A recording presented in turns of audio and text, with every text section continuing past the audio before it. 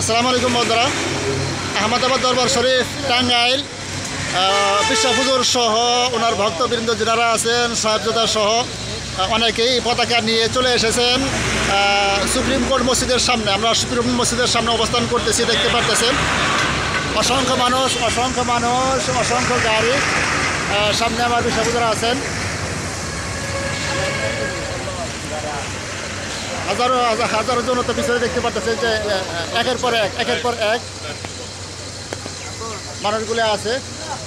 তো বন্ধুরা, আপনারা যারা যেখানে আছেন অবশ্যই আমাদের জন্য দোয়া করবেন যেন সহি সালামতে আমরা অনুষ্ঠানটি সমাপ্ত করতে পারি। পিছনে পতাকা উঠতেছে দেখতে পারতেছেন।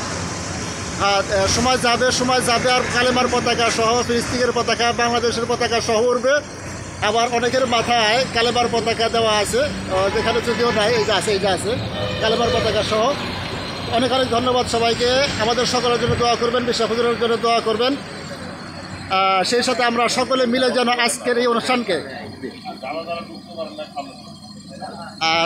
দোয়া করবেন। আজকের এই অনুষ্ঠানকে যেন আমরা সহি সালামতে সম্পন্ন করতে পারি। সেই সাথে আজকের স্লোগান হবে নারায়ে তাকবীর আল্লাহু আকবার, নারায়ে রিসালাত ইয়া রাসূলুল্লাহ। অতএব নারায়ে রিসালাত ইয়া রাসূলুল্লাহর স্লোগানে আজকে মুখরিত হবে ঢাকা শহর। এর আগে যে অনুষ্ঠানটা হয়েছিল সেখানে কতটুকু হয়েছে জানি না, কিন্তু আহলে সুন্নাত ওয়াল জামাতের পক্ষ থেকে নারায়ে রিসালাত ইয়া রাসূলুল্লাহ স্লোগানের মাধ্যম দিয়ে মুখরিত হয়ে উঠবে আজকের এই ঢাকা শহর। অসংখ্য মানুষ চলে আসছেন, দেখতে পারতেছেন। তো সকলকে ধন্যবাদ।